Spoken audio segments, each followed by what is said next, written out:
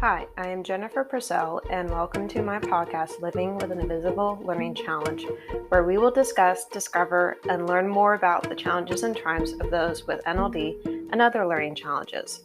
I do have a website for this podcast, and it is called livingwithnld.com. I also have a Facebook, Instagram, and Twitter account for the podcast. They are all under the same name, which is Living with NLD. I also have a YouTube channel for the podcast, which can be found by Googling the title of the podcast, which is Living with an Invisible Learning Challenge. I would like to tell you about a nonprofit that I use for my research for this podcast. It is called the NVLD Project, and I use their blog for my research.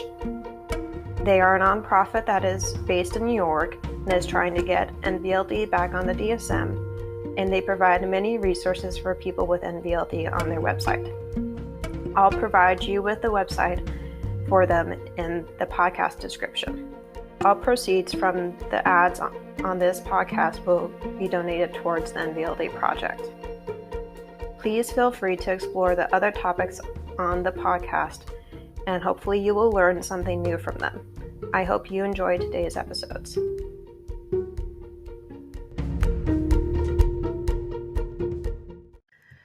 All right, so today's interview will be an interview with me and Barbara Aerosmith Young.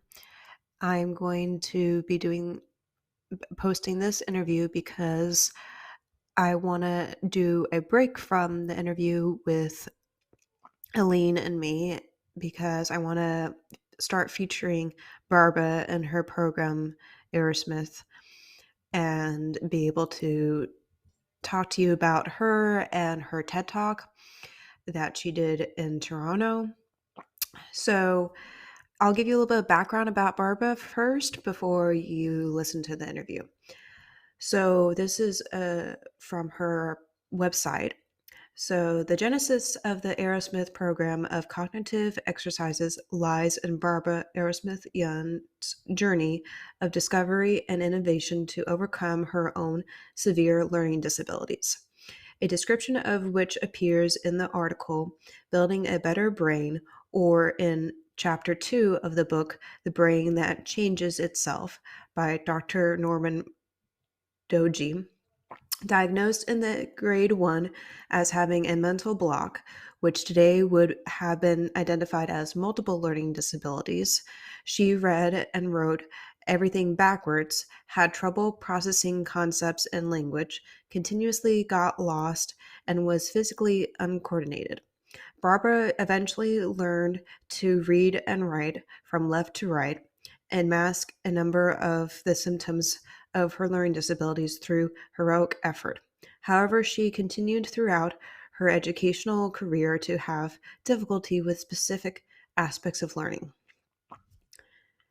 So that is a description for you of who Barbara is, and will give you an idea of what this podcast will be about. It will be about her program and how she uses it in classrooms, and comparing to how she used her program in classrooms before the pandemic, during the pandemic, and after the pandemic, to show those differences. And I had a lot of fun interviewing her, actually, and was really surprised when I got reached out from one of her people that works for her to do an interview with her. I was like, somebody with a TED Talk wants to talk to me. That was so cool. And I wasn't quite sure if it was real at first. I was like, do I want to make sure that this is true? Because I've gotten some emails that are just spam for my podcast before. And so I did my own research about Barbara before interviewing her to make sure that this was a true pitch for an interview, because usually I'm the one who goes and looks for my interviewees, not the other way around. So I wanted to make sure that it was real. And once I knew that, I responded to the email and set up a time that worked for Barbara and me, and the rest is history. So I'm going to chunk this interview up into 30-minute blocks because it's a little long. And you will be listening to the first part today, and then you'll get the second part in 2 weeks. So I hope you enjoy the first part with me and Barbara. Okay, so good morning or good afternoon from wherever you're listening. I am here with Barbara Aerosmith Young today, and I will have her, um, well, before I have her begin introducing herself, I would like to thank her and her team for reaching out to me to have this interview scheduled and be able to talk to her about her cognitive programs that she uses in the classroom. And a little bit about her TEDx talk as well. So would like to have you start by introducing yourself and let my audience know a little bit about you. Okay, well, thank you, Jennifer. I really appreciate having the opportunity to speak with you and to speak to your listeners. I sometimes find it a little hard to describe, what I do and who I am. I'm passionate about the human brain. I Mm, feel like my whole life has been a journey of understanding the territory of the human brain, both how it shapes us in terms of our understanding of our world, our understanding of ourselves, our understanding of other people, our relationship to all of those. And to me, what was really promising a number of years ago, recognizing this idea of neuroplasticity. So, yes, our brain shapes who we are, but to me, what's really exciting is we can shape our brains. So, mhm, if there's a difficulty, when I was growing up, which was quite a while ago in the 1950s, there was no belief that our brain could change. Like the belief mm. was that our brain was fixed at that time, and so if we had a problem, we had to learn to live with it. And so this work that I'm currently doing evolved out of my own journey because I was identified in grade one. I had significant learning difficulties. And at a certain point, I thought there has to be a different approach. Like I wasn't satisfied just with compensating because that took so much energy and effort. And yes, there was benefit. And so that led me on a journey to put research together to create programs to stimulate functions in the brain, which then leads to better learning, better social emotional well-being. And currently my mission is to make this work accessible around the world. So we work with educators in, I think, 13 different countries, Wow. to make the work accessible. So kind of in a long-winded way, who am I? I'm the director and founder of Aerosmith Program, and I use Aerosmith, that's my middle name. And my grandmother, it was her name, uh, and she was a pioneer in a different way. Mm, So I feel like this was pioneering work when I started out, because it flew in the face of what people understood, thinking that the brain was fixed and if there was a problem, you couldn't do anything. And now we know that's not the case. But when I started, we didn't know that. So whether I'm neuroeducator, I do research, and I'm just passionate about how we can support individuals, whether they're 5-year-olds or 95-year-olds, to enhance cognition, to have a better quality of life. So that's who I am. that sounds wonderful. I'm also very passionate about research and how it can help people with learning challenges, just like with you, no matter what age they are. And maybe you can tell me a little bit more about neuroplasticity and how you heard about it.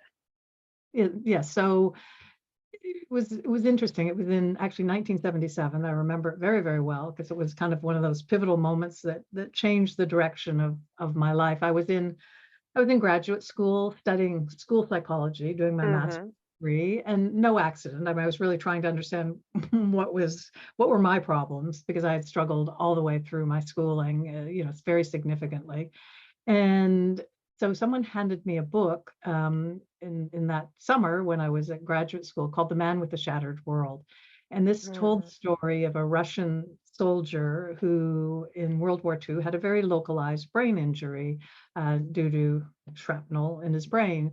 And this book was this Russian soldier, Leo Vyzhyzhetsky, telling his story of kind of what were his struggles, what could he no longer do, and then Luria, Alexander Luria, who was a brilliant Russian neuropsychologist, describing what was happening in this man's brain. And as I read this book, I thought, oh my gosh, this is me. Like I knew mm, I didn't have shrapnel in my brain, but since birth, these parts of my brain hadn't worked the way they were designed to work because as this man was writing about, he couldn't understand fractions. I'd never been able to understand fractions. He couldn't tell time. Like he could do these things before the injury. Now he couldn't. He couldn't read an analog clock because he couldn't understand the relationship between the hour hand and minute hand. I mhm, was 25 years old. I couldn't understand. I couldn't read clock. I couldn't tell time because I struggled with that same difficulty. So this was the first piece of the journey was now I know what my problem is. It's part of my brain, or for me, it was multiple areas of my brain that were under functioning or underperforming for some reason, which were interfering with the learning process. So I thought, okay, now I know what the problem is, but what do I do about it? And this mm, is where, at the same time, came across research coming out of Berkeley, Mark Rosenzweig's work with rats. And what he demonstrated was that rats had neuroplasticity. So he put rats in a really enriched environment, lots of toys to play with, things to climb over, exercise wheels. And what he discovered was the rats that got all this extra stimulation, their brains changed physiologically and they were hmm, better at learning mazes. So the brain changed, which led to improved performance of learning compared to the rats that just had a whatever a normal rat environment is. And that's when the light bulbs went off for me. I thought, okay, if rats have neuroplasticity, surely humans must have mhm, neuroplasticity. And at that time, again, this was 1977, I went to my professors. I said, hey, I think I understand what my challenges are because I was really struggling. And I think it's, my brain. And I think maybe I can do something about it. And I was told by all my professors, basically they said, first of all, there's no neuroplasticity, or if it exists, it kind of stops at age 10. Well, I was definitely mm, old, age 10 at that point. And then they also said, and learning difficulties aren't necessarily related to the brain. I mean, again, this was 1977, and that was the belief system. But I was very lucky. I had a father that was very wise. He was an inventor and a scientist. And he had told me many years before, he said, if there's a problem in the world, and no solution. He said, it's your responsibility to go out and try to find a solution. And then he said, if the world tells you you can't do it, don't listen. He said, this mhm, is how science goes forward. So I thought, okay, these people are saying X, but I don't need to listen. I could be totally wrong, but I think this is a reasonable hypothesis. And what do I have to lose but time? And I was struggling so much anyway.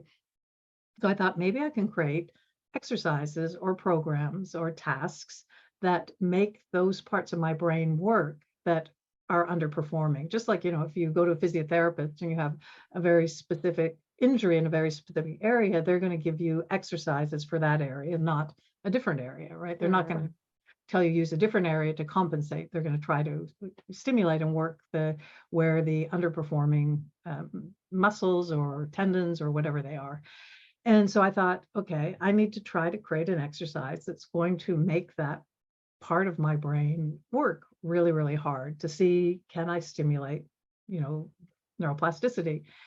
And so I started the first exercise using clocks. Not that I wanted to learn how to tell time, which I did, and now I can read a clock, but I wanted to make my brain process relationships because Luria talked about somebody with the difficulty I had couldn't process relationships. They couldn't do cause and effect. They didn't have insight. I had no insight into why things happened. So socially, my life was, a real challenge because I didn't understand why people did things.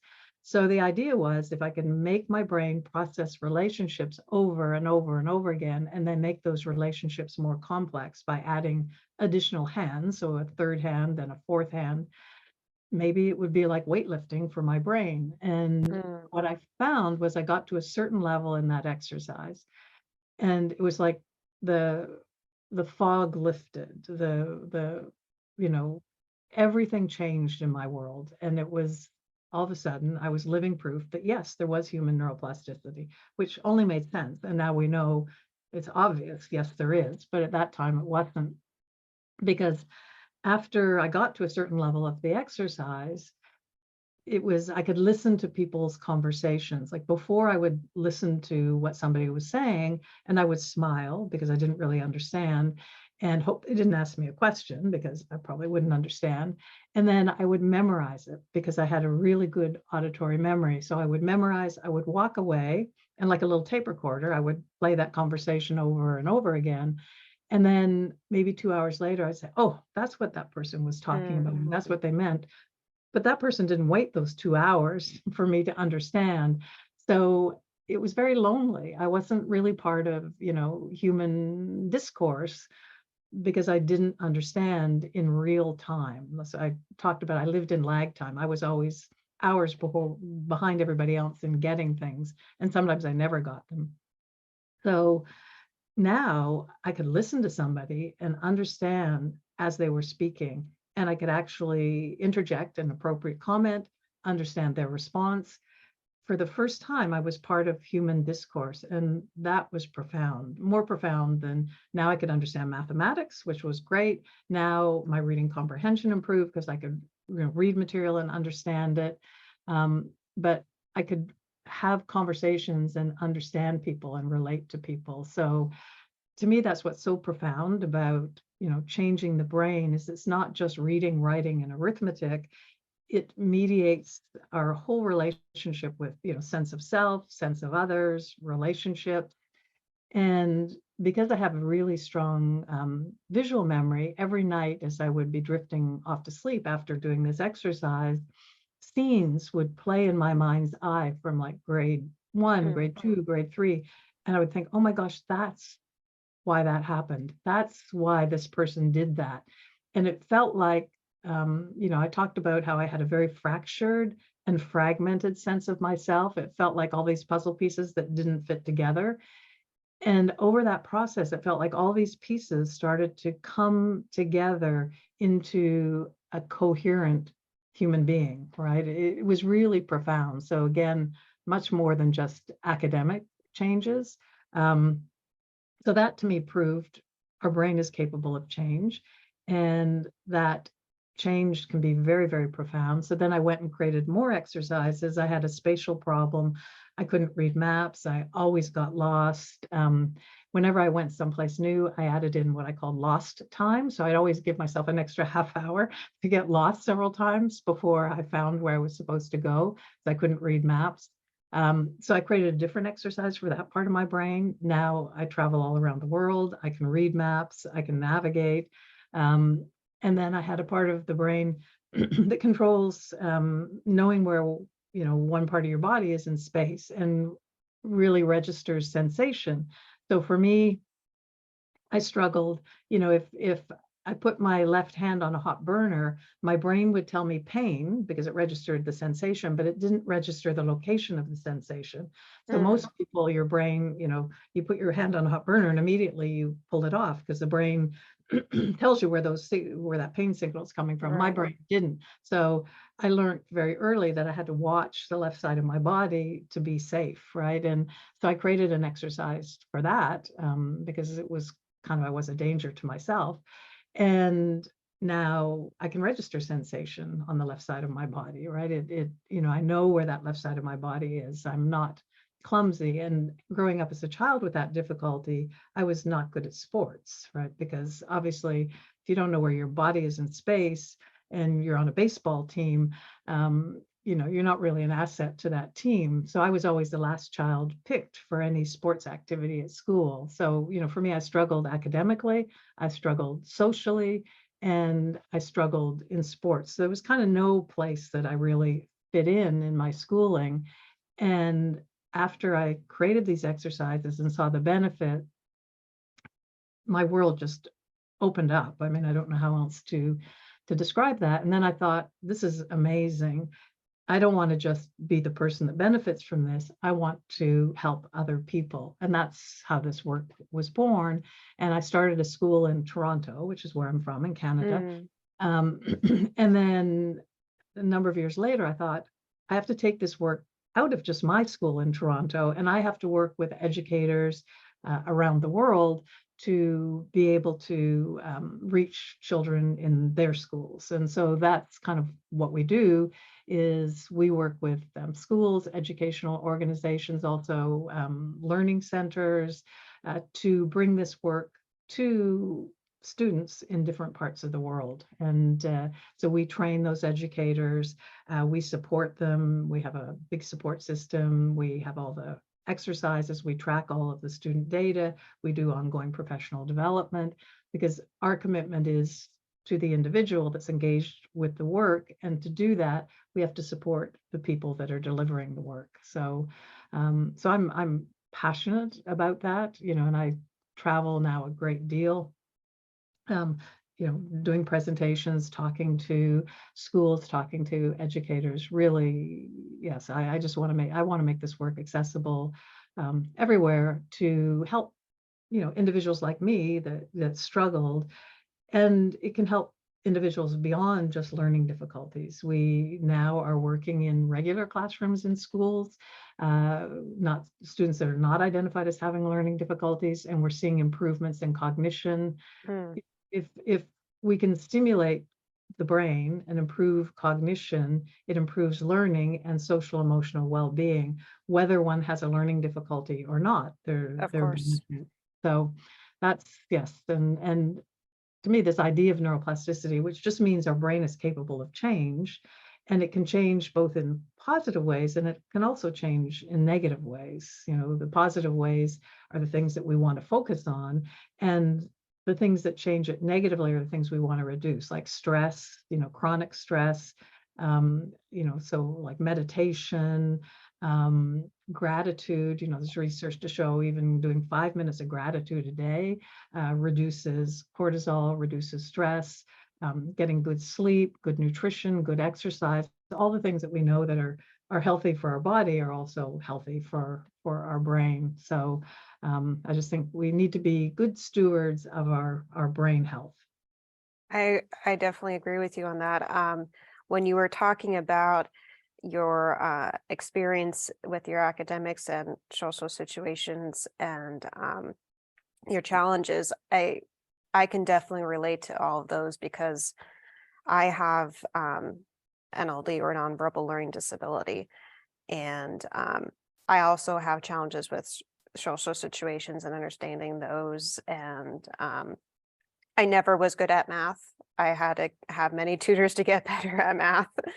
Um, and I also have a visual spatial problem where when I'm driving, like Mm, you with the maps, I mm, always get lost. So I can relate to that lost time. yeah. um, Even if I use a GPS, I still somehow get lost. So I can definitely relate to that. And I'm glad that you didn't listen to your professors in college and that you were able to create programs for you and for other people. Um, you were already going into this a little bit when you were talking about the programs you use in the classrooms, but maybe you can explain kind of what the programs are about and usually how long they run. Sure. So we have multiple ways to deliver the work, because Hmm. what I do is when I go out and talk to people around the world, I listen very deeply to what will work in their environment. So one of the models is exactly what you're talking about, is in the classroom, where the students 30 minutes a day, 5 days a week, are working on one cognitive exercise. So just like, you know, they have a 30-minute period to do reading or a 30-minute period to do math, they do a 30-minute period on a cognitive program. And what I've designed is programs that I believe are developmentally appropriate for that grade. So in grade 1, students have to learn how to write, Mhm. and so, that motor planning to make writing automatic.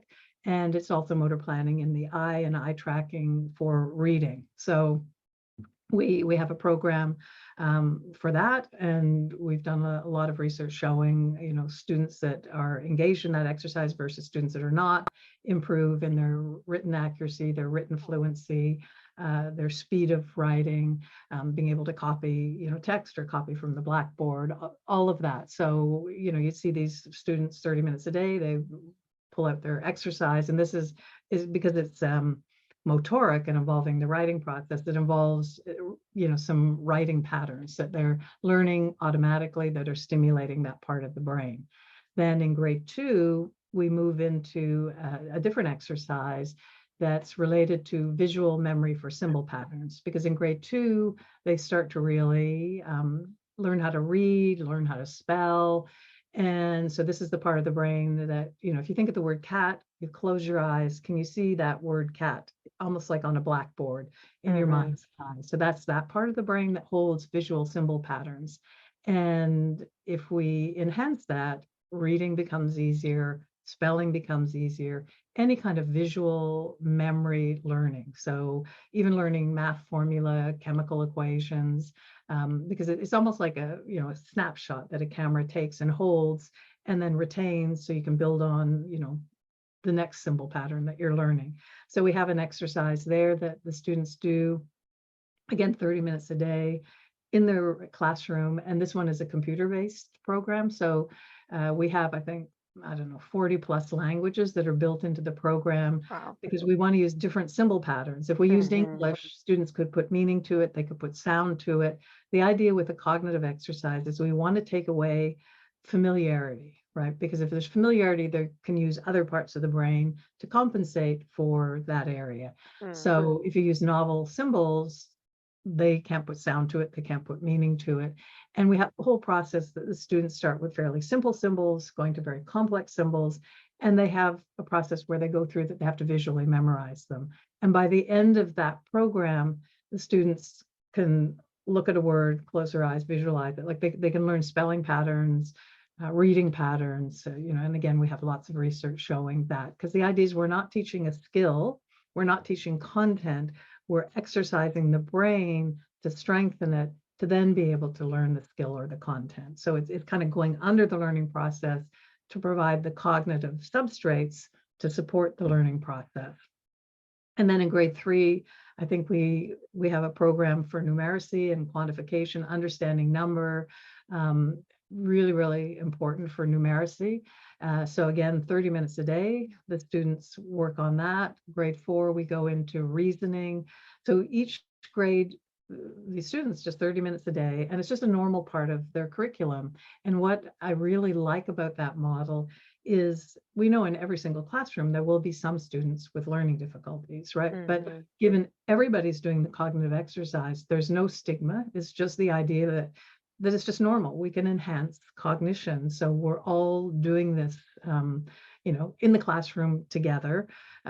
And so it removes that stigma, because there's still, my experience is there's still stigma out there, attached to somebody having a learning difficulty, which makes me very sad, but Yeah. it is where we are. And this removes it, because yeah, we go to school to learn and we learn with our brain. So let's stimulate our brain as we're learning to make the learning process more efficient, more fun, more enjoyable. So that's sort of the process. So that's one model that we're doing, and we're doing research showing students that are engaged in that model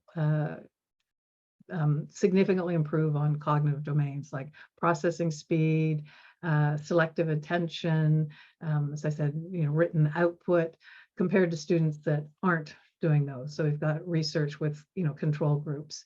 And then we have models, for some students that need more work, right? That, Mhm. that may have, multiple areas of learning difficulty like I did. So then we have a cognitive classroom that operates in the school, is going all day with a teacher that's trained in that classroom.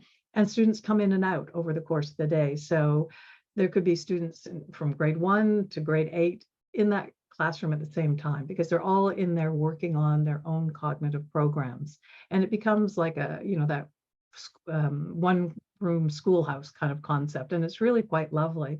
And they come in and out as they need, right? So a student might be in just for one additional period, they might be in for 2 additional periods, and then they're back in the rest of the day in their regular classroom. And the idea is, as they're strengthening their brain, might take 1 year, 2 years, 3 years. It really depends on what we're working on and the number of cognitive areas.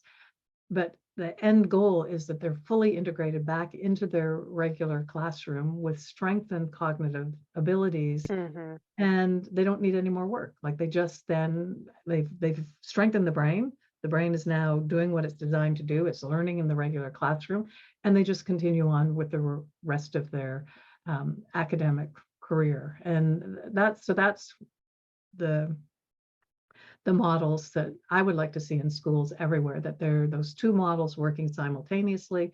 Every child benefits in the regular classroom, and the children that need a bit more exposure have that opportunity in the cognitive classroom, and they just kind of flow nicely back and forth as required.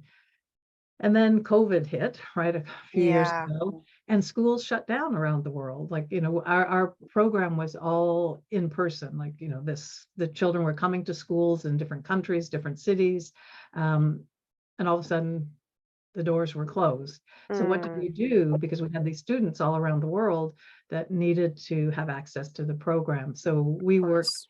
our software developers, and within 3 weeks we had a version that could be delivered online. And we've certainly, oh, I know, it was pretty amazing, but we've worked, I mean, we were working flat out, and we've worked since then to refine and improve, our online delivery.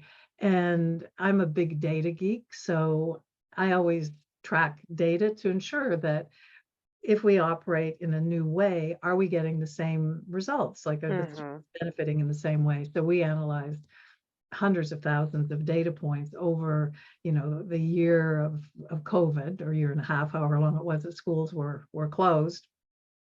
And what we saw, we're getting exactly the same results, which was really exciting, Yeah. um, because this work is different than curriculum. Like, it's really there's a lot of mastery motivation built in. There's lots of goal setting, attainment. The student is knowing what they're working on and why they're doing it. So to me, that was really encouraging. And when we saw that, we felt confident that we can continue. Once schools went back in person, we could continue to also offer the online virtual classroom model. And again, now that makes it accessible to students that live in a city where the program doesn't exist physically. So again, it's my commitment to make this work accessible, is to keep, developing delivery models that will reach more individuals who can benefit from, from this work. So that's what I'm excited about, and getting the same quality of results. And we work with researchers both in Madrid and Spain, in Canada and the United States, looking at the outcomes. We just analyzed data from the last 2 summer programs that we have, so last year and the year before, and seeing really significant cognitive changes like working memory, all sorts of executive function measures, also on emotional intelligence. So mood, we use the immediate mood scale. Individuals' mood improves because they feel better about themselves, because they Mm-hmm. function more effectively in the world. I mean, I certainly know for myself, my parents could say, wow, you're an amazing person, we love you, but I would walk into that classroom and the feedback was very different, or my experience was very different. I could look around the classroom and see other people learning how to read, learning how to write, learning how to do mathematics, learning how to understand things, learning how to have friends. And I just sat there confused, right? So, Yeah.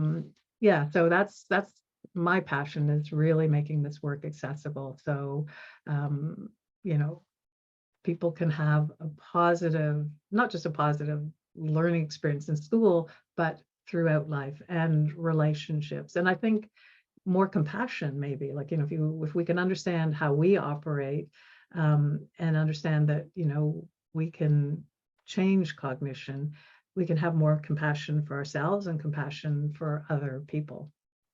Of course, yeah, that makes sense to me. I wish I had those programs when I was in school. I think I would have been easier for me to get through it because I was also very lonely and it was Mm. hard for me to do sports as well and trying to like I said earlier, trying to do well with writing and math. I remember crying a lot and just like, Mhm. why isn't this making sense?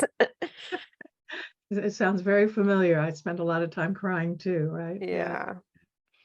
Um, I also want to mention to you that I just launched my podcast swag on Wednesday of this week and have a page for it on my website.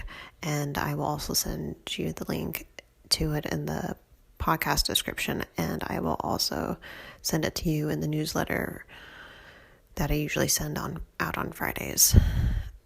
I am now selling t-shirts, water bottles, and a backpack, and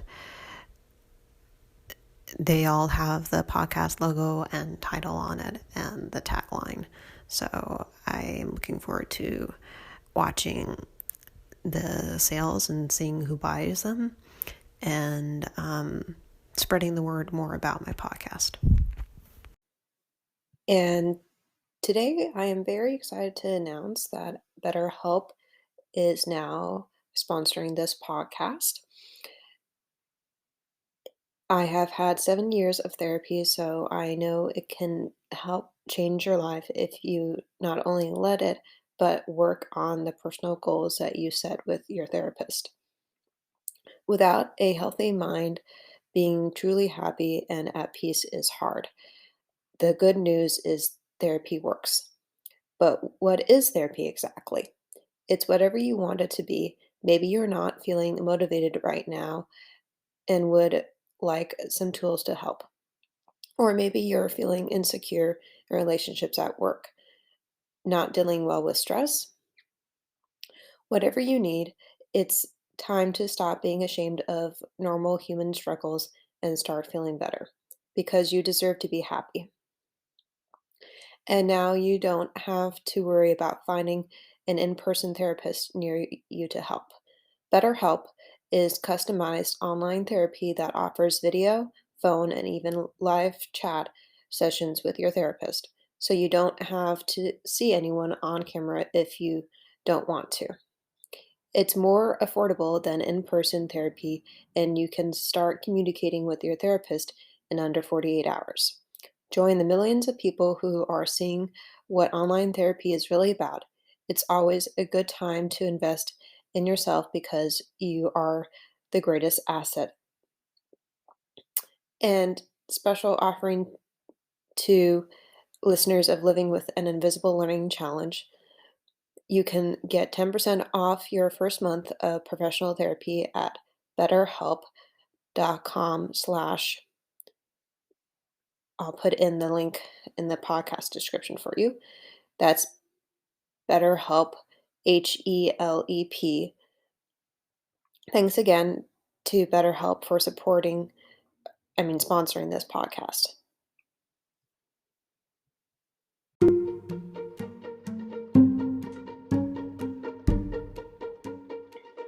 As I wrap up, there are some things I would like to share with you. I do have a website for this podcast. It is called livingwithnld.com. I also have a Facebook and Instagram page for this podcast. It is called Living with NLD. I will include the links for those in the description. In conclusion, I would like to hear from my audience. If you know individuals with NLD that I could interview for this podcast, please email me at livingwithnld@gmail.com. What are you interested in learning about NLD? I know I'm not an expert, but I do know I have the living experience of having it. I would like you to practice journaling about your gifts and differences. Also, see if there is a way that you can make that difference become easier for you to do than it originally was. Thank you for listening today, and please go to my YouTube channel and subscribe to it. Thank you. Bye.